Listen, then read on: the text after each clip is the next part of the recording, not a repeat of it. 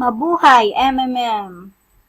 Ako naman po ay magbibigay ng aking kasiyahan sa aking pagtanggap ng tulong sa ating community.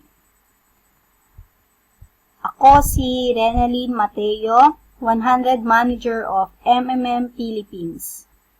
Ako ay humingi ng tulong noong October 13, 2015 sa halagang 41,000 pesos.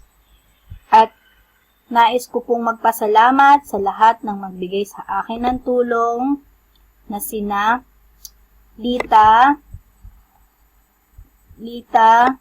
Garcia Nigos, Valor Lelia, Rosalie, Agnes, and Jasmine.